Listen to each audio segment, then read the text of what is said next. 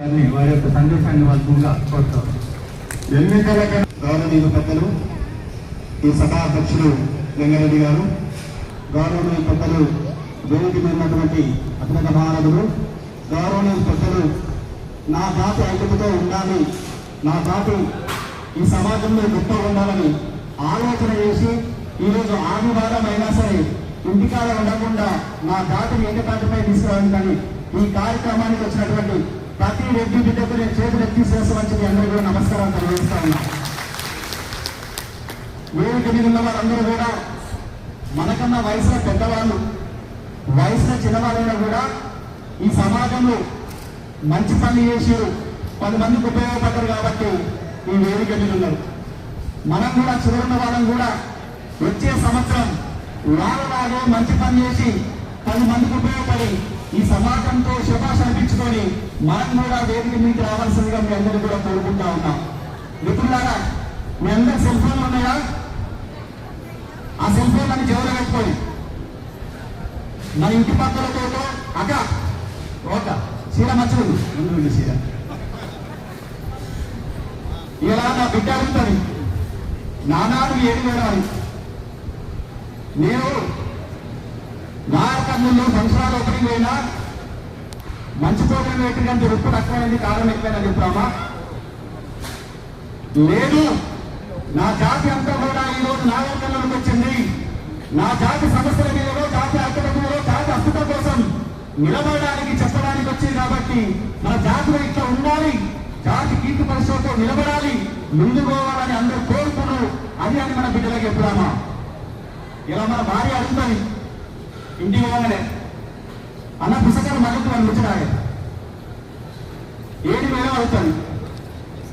ఫంక్షన్లు పోయినా దర్శనం ఉండగానే జబర్లాకు పోయి వైన్ షాప్ పోయి కలిసే పుస్తకాలు వచ్చినాయంటమా? ఏ కార్యక్రమానికైనా మనం సమయం ఇచ్చామంటే ఎంతో కొంత నేర్చుకొని మనం పోవాలి, అది 10 మందికి ఉపయోగపడాలి. ఈరోజు ఈ ఫంక్షన్ ఒక అస్తిత్వం ఇది. రెడ్లందరూ కూడా ఒకతాటిపై తేవడానికి, పేద రెడ్లకు మా రెడ్ల ఫంక్షన్ ఉంది, నేను పెళ్లి చేసుకుంటే నాకు తక్కువ ఖర్చుతో అయితే అని భరోసా ఇవ్వడానికి నిర్మించినటువంటి ఈ భవనం, ఈరోజు ఈ భవనంతో పాటు మన జాతీయ అస్తిత్వం మనకు చాలా అవసరం. భారతదేశానికి 75 సంవత్సరాల స్వాతంత్రం వచ్చి, కానీ అగ్రవర్ణం అనే కులం నెపం వేసి ఇలా ప్రతి దాంట్లో కూడా మనల్ని వెనుకబడేస్తూ ఉన్నారు. మీ అందరికీ ఒక ఉదాహరణ చెప్తా.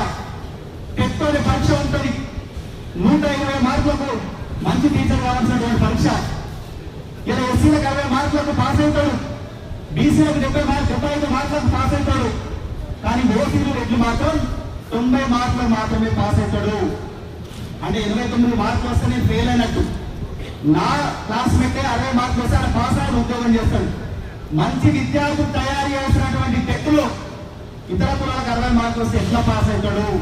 నాకు 89 మార్కులు వస్తే నేను ఎట్లా ఫెయిల్ అయినా? 89 మార్కులు వచ్చే వాడు చెప్తే చదువు వస్తాడా? 60 మార్కులు చెప్తే చదువు వస్తాడా? ఒక్కసారి సమాజం ఆలోచన చేయాలి. ఏమంటారయ్యా, నువ్వు అగ్రవర్ణం, నీకు డబ్బు ఉంది, ఆస్తి ఉంది కాబట్టి నీకు ఎక్కువ మార్కులు రావాలంటని. అగ్రవర్ణం కారణం పుట్టుక, కులం పుట్టుక ఆ భగవంతుని యొక్క ఆశీస్సుతో పుట్టాం. కానీ కులంలో పుట్టినవాడు మేధావై పుట్టారా? లేని సమాజంలో ఏవైతే భారతదేశ రాజ్యాంగం అందరూ సమానమంటది, కానీ ఓసీ వర్గాలకు ఎక్కువ మార్కులు రావాలంటది. ఓసీ వర్గాలకు ఎస్ఐ ఉద్యోగం పోతే మిగతా వాళ్లకు 35 సంవత్సరాల 31 సంవత్సరం వరకు అవకాశం కల్పిస్తా ఉన్నది. ఇది ఎవరి చేసిన పాపం? ఇలా ఐఏఎస్ ఐపీఎస్ కావాలంటే కూడా ఇతర కులాలకు ఎన్నోసార్లు అటెంప్ట్ చేయడానికి అవకాశం ఇస్తుంది. కానీ అగ్రవర్ణ కులాలకు ఇలా తక్కువ అటెంప్ట్కి అవకాశం కోల్పోతా ఉన్నారు. ఈ సమాజం ఏమంటదంటే, మీరు ధనవంతులు, అగ్రవర్ణ కులాలు, మీరు బలమైన వాళ్ళంటారు. మరి ఎస్ఐ ఉద్యోగంలో రన్నింగ్ ఉండాలంటే బలంగా ఉండాలి. నేనేమి 31 సంవత్సరాలకే ముసలి అవుతున్నా, 32 సంవత్సరాల తర్వాత నాకు ఉద్యోగం రావడానికి అవకాశం లేదు. కానీ ఇతర కులాల వాళ్ళకు 38 సంవత్సరాల వరకు అవకాశం ఇస్తారు. వాళ్ళకి ఎట్లా పరిగెత్తురు అంటే వాళ్ళ శక్తి ఉందా? ఇక ఈ సమాజంలో మనం అడగలేదు కాబట్టి ఈ వ్యవస్థ ఉన్నది. అగ్రమణ కులం నిపం వేసి 75 సంవత్సరాల నుంచి ఎవరికైనా నష్టం జరుగుతుంది వాస్తవంగా అంటే అగ్రవర్ణ కులంలో ఉన్నటువంటి వ్యక్తులకు మాత్రమే. ఇది అవునా కాదా? మీరు చదివినటువంటి బీటెక్ పిల్లలు అడగండి, ఇంజనీర్ పిల్లలు అడగండి. మీరు చదువుకున్నప్పుడు కూడా మంచి మార్పు వస్తే మీకు ఉద్యోగాలు రాలేదు. ఇలా మా పరిస్థితి కూడా లేదు. నా తమ్ముడు చదువుకోలే కాబట్టి రాజ్యాంగంలో ఇట్లే రాసులని ఎవరిని అడగలేదు. కానీ రేపొద్దు నా బిడ్డ నన్ను అడుగుతుంది, నానా నువ్వు చదువుకున్న కదా, నీకు తెలివి ఉంది కదా, నువ్వు ఎందుకు సమాజం అడగలేదు, ఎందుకు ప్రభుత్వాన్ని అడగలేదు అడుగుతుంది. నేను నా బిడ్డ కోసం ఈ ప్రభుత్వం అడగడానికి, సమాజం అడగడానికి, ఎందుకు నాకు ఎక్కువ మార్పు రావాలి, మీతో పాటు ఎందుకు సమానంగా హక్కులు ఇవ్వాలని అడగడానికి, నేను కొట్టడానికి సిద్ధంగా ఉన్నా. నాతో పాటు మీరందరూ సిద్ధంగా ఉన్నారా లేదా? మీ పిల్లల భవిష్యత్తు కోసం మాట్లాడాలా వద్దా? మన బిడ్డల భవిష్యత్తు కోసం మాట్లాడదామన్న వాళ్ళందరూ కూడా పిడికిలెత్తి ఒక్కసారి జై రెడ్డి, జై రెడ్డి. Thank you. ఇంకొక విషయం, ఇక ఈడబ్ల్యూఎస్ అని 10% రిజర్వేషన్ వచ్చింది మనందరికీ. చాలా మంది చాలా రకాల మాట్లాడుతూ ఉన్నారు, మీరు తక్కువ ఉన్నారు, మీకు ఎందుకు 10% ఇవ్వాలంటారు. ఇది భారతదేశంలో పేదవాడికి ఇవ్వాల్సినటువంటి రిజర్వేషన్లు. ఈడబ్ల్యూఎస్ అంటే రెడ్డులకు, గొమ్మటలకు, బ్రాహ్మణులకు రాదు. ఈ దేశంలో ఏ కులంలో వాడైనా ఆ కులం సర్టిఫికేట్ తీసుకోకపోతే నువ్వు పేదవాడు అయితే ప్రతి ఒక్కరు కూడా ఈడబ్ల్యూఎస్ ఆర్థికంగా వెనుకబడిన వాళ్ళకు 10% రిజర్వేషన్ ఇచ్చేది. ఇది ఓసీలకు మాత్రమే కాదు, అన్ని కులాలకు ఇస్తారు. కానీ వాళ్ళు ఎస్సీ సర్టిఫికేట్ తీసుకొని రిజర్వేషన్ ఫలాలు పొందుతారు, బీసీ సర్టిఫికేట్ తీసుకొని రిజర్వేషన్ ఫలాలు పొందుతారు కాబట్టి వాళ్ళకు వర్తించదు. కానీ 2 సర్టిఫికేట్లు వదులుకున్నప్పుడు ఖచ్చితంగా ఈడబ్ల్యూఎస్ అనేది అందరికీ వర్తిస్తుంది. ఇది అర్థం చేసుకోవాల్సినటువంటి పరిస్థితి ఉంది. ఇలా ఈడబ్ల్యూఎస్ మీద 2019లో మనకి ఈడబ్ల్యూఎస్ 10% రిజర్వేషన్ వస్తే ఆనాడు కొంతమంది బీసీలు కూడా సుప్రీంకోర్టు ఆపారు. కానీ సుప్రీంకోర్టు ఇది పేదవాళ్ళకి ఇచ్చినటువంటి రిజర్వేషన్లు, ఇందులో కులం లేదు, మతం లేదు, ఇది ఆర్థికంగా వెనుకబడిన వాళ్ళకి ఇస్తుంది కాబట్టి దీన్ని మేము కొట్టువేయమన్నది. ఇప్పుడు కూడా మనకు 10% రిజర్వేషన్లు వస్తున్నాయి కాబట్టి అనేక మంది పిల్లలకు మంచి ఇంజనీరింగ్ కాలేజీలో సీట్లు వచ్చినాయి. చాలా మందికి మన గ్రూప్ 3లో ఉద్యోగాలు మన పిల్లలకు వచ్చినాయి. కాబట్టి ఈడబ్ల్యూఎస్ 10% రిజర్వేషన్ మనం కాపాడుకోవాల్సిన అవసరం ఉంది. ఎందుకంటే ఇలా ఈడబ్ల్యూఎస్ 10% రిజర్వేషన్లు కమిషన్ ఏర్పాటు చేయాలని నిన్న మొన్న కూడా ఢిల్లీలో ఒక కార్యక్రమం నిర్వహించారు. ఈడబ్ల్యూఎస్ కమిషన్ ఏర్పాటు చేస్తే దానికి రక్షణ వస్తుంది. ఆ రక్షణకు వస్తే మనందరూ కూడా ఇంకా 10 మందికి మనకు ఉద్యోగాలు వచ్చే అవకాశం ఉంటుంది. కాబట్టి ఈడబ్ల్యూఎస్ కమిషన్ ఏర్పాటు చేయాలని మనందరం కూడా ఈ ప్రభుత్వాన్ని డిమాండ్ చేద్దాం, మన హక్కులను మనం కాపాడుకుందాం. ఇలా అనేకమైనటువంటి రెడ్ల సమస్యలు ఉన్నాయి. ఆ రెడ్ల సమస్యలు గొంతు విప్పడానికి 2016 నుంచి రెడ్డి జాగృతులకు సంస్థ నిర్మాణం చేస్తా ఉన్నాం, నడుపుతా ఉన్నాం. మీ అందరూ తెలుసు, గత సంవత్సరంలో సర్పంచ్ ఎన్నికలు ఆగిపోయినాయి. ఎందుకు ఆగిపోయినాయి అంటే బీసీలకు 42% రిజర్వేషన్లు ఇచ్చారు. బీసీలకు 42% రిజర్వేషన్లు ఇస్తే ఒక ఆయన కోర్టు పోయి రెడ్డాయిన పోయి ఆ రిజర్వేషన్ ఆపినందుకే సర్పంచ్ ఎలక్షన్ ఆగిపోయినాయి. అవునా కాదా? తెలుసా కదా?